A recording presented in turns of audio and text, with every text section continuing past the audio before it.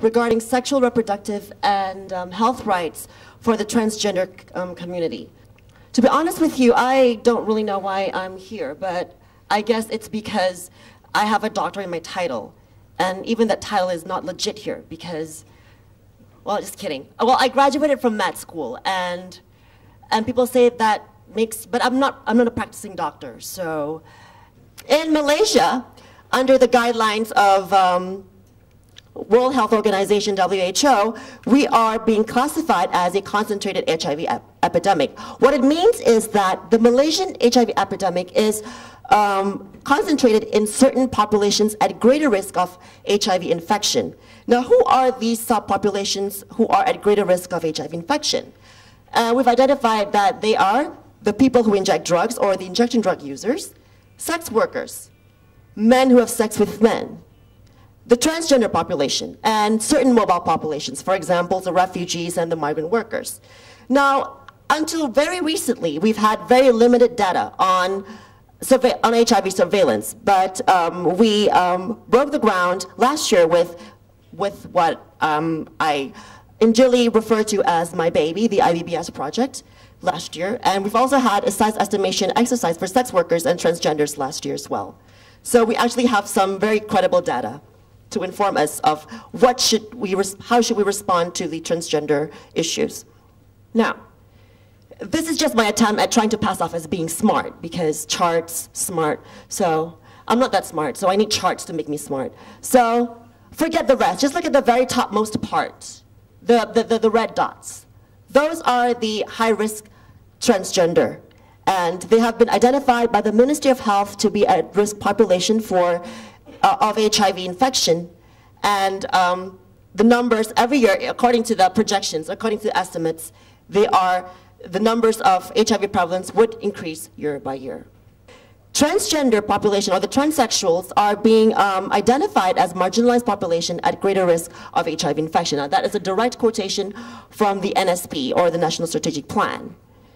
So it is the government, the Ministry of Health, sees the transgender population as a population at greater risk of HIV infection. But again, little is being done to address the health issues of transgender, which is sad. So we hope that with the data that we have now, we would advocate for more research, more surveillance, and more response, better response, community-driven response to the HIV epidemic. So the mean age for our respondents were 32 plus, 32.11 to be exact, and 25 to the 29 age group made up the majority of our respondents.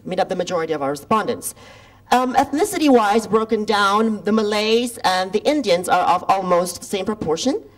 About 49% of them were Malay and 40% of them were Indian. Chinese only constituted 2.2%. Education, they received some form of education. Only 4.1% received no formal education at all. So what I'm trying to point out here is that transgenders actually have some form of upper secondary education, and they, given the right opportunity, I believe in my heart that they are able to contribute to the development of this country. And employment-wise, I would like to point out another vulnerability here. 31.5% of the respondents that we received last year for our study identified themselves as sex workers. Key findings: HIV prevalence. Out of the 500 respondents, 50 or 9.3% tested positive for HIV. Now, this is alarming because according to the WHO, if a subpopulation tests for more than 5% of HIV positive cases, we are at risk of a concentrated epidemic.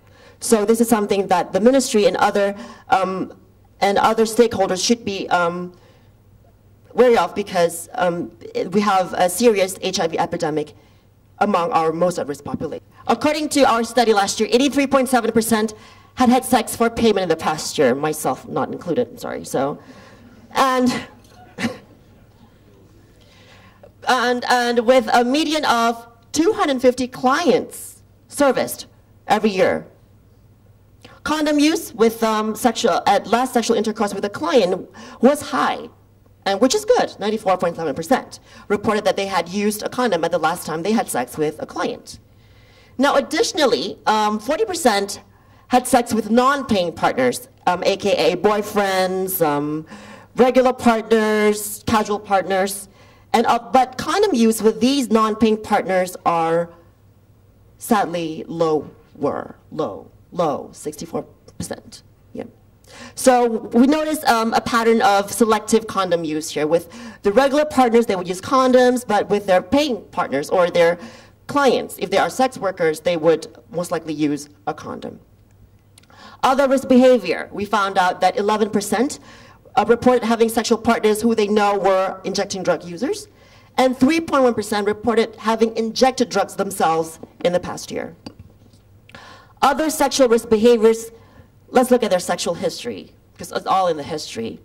First age of sexual debut. I like that word. These people at WHO, they come up with this really wonderful term, sexual debut. So 15, and the average age of sexual debut for transsexuals was 15.61.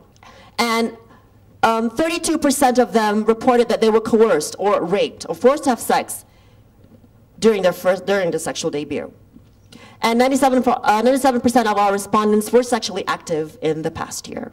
Transgender community in KL, but however, HIV knowledge among transgender respondents were alarmingly low. Only 37.2% managed to correctly identify ways of preventing sexual transmission of HIV.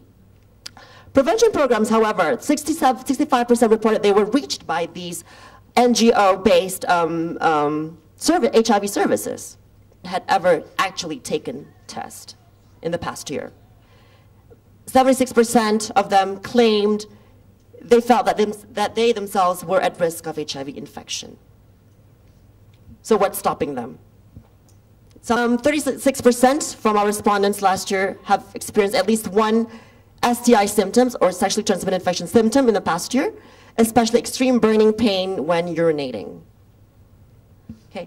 And most would either self-treat their symptoms, which they got their medicines from the pharmacies, or they would seek treatment from government facilities. Take feminizing hormone pills to make themselves more feminine, to enlarge their breasts, and some even take vitamin for complexion. But only 50% did not know about the side effects of hormone taking. They do not know that, the majority of them do not know that, by taking hormones that would put them at greater risk of breast cancer and also would cause blood clots in the heart. Alcohol and substance abuse, this is another health-related issue that is facing the transgender population, as evidenced by our IBBS study. 30%, more than 30% consumed alcohol or used drug before engaging in sexual activities. Drug injecting practices was also seen in a small proportion of transgender that we interviewed in the IBBS study. And some also, in a different study, the one that was conducted by Fhda, some reported taking drugs would help them cope with the pressures of sex work.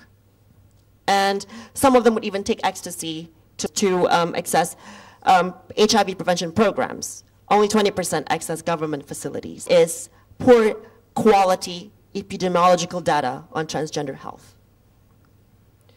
Poor capacity of healthcare providers to address sexual reproductive health needs of these transgenders, and the lack of an enabling environment.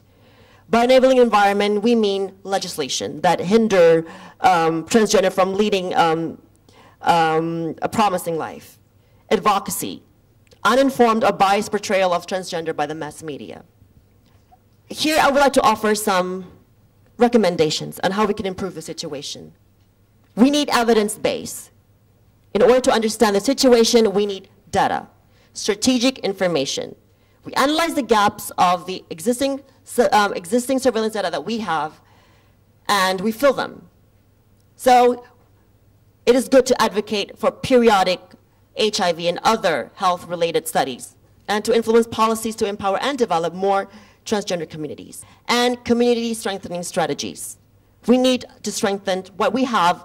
The NGOs working with, we need to encourage more development for more NGOs working with transgender or transgender organizations, and to create and support create legal awareness among transgenders.